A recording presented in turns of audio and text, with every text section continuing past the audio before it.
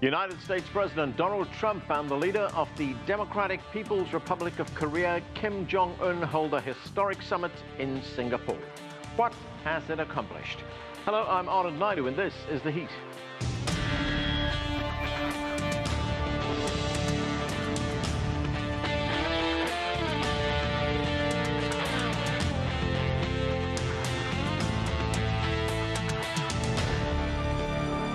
It was an extraordinary moment. After months of threats and insults, the leaders of the US and the DPRK shook hands and held talks in Singapore. Afterwards, they signed a joint statement. It says that Jong Un is committed to the complete denuclearization of the Korean Peninsula, while President Trump is committed to providing security guarantees to the DPRK. Both leaders said the summit is ushering in a new era in relations between their countries. Today we had a historic meeting and decided to leave the past behind.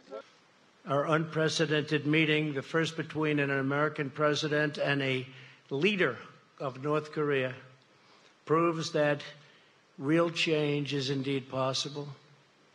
My meeting with Chairman Kim was honest, direct, and productive. We got to know each other well in a very confined period of time.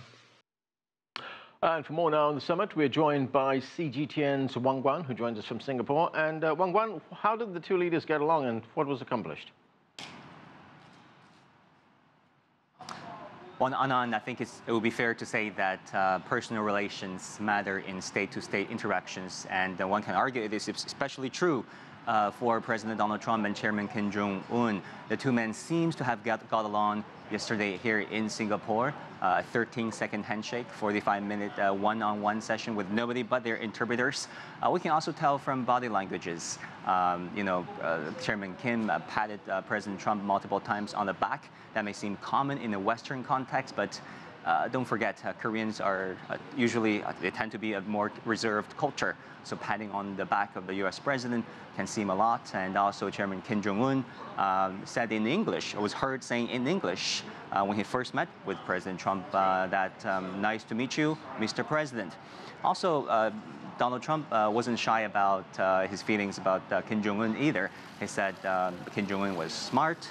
He thinks Jong Un is funny. And he also thinks that this 34-year-old, 33-year-old is running the country tough. So there seems to be good chemistry. But let's not forget also, during the photo op, when the two men turned towards the cameraman, towards the photographers, their smiles froze. No smile on their face, no facial expression whatsoever. And that was interpreted as, the DPRK leader had to take into consideration his domestic audience, not to look tough with a sitting U.S. president. After all, domestic politics, in many cases, influence or determine even foreign policies. So, Guan, what happens now? Can we expect to see some of what the leaders agreed to happen anytime soon?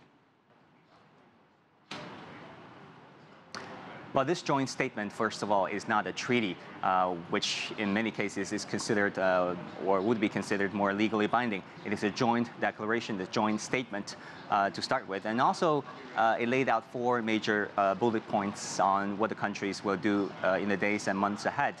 But those are relatively vague, saying that the two countries will establish new relations without specifying how, without specifying what type of relations will be established. No time frame for that. Also, it mentioned denuclearization. The key word there was complete.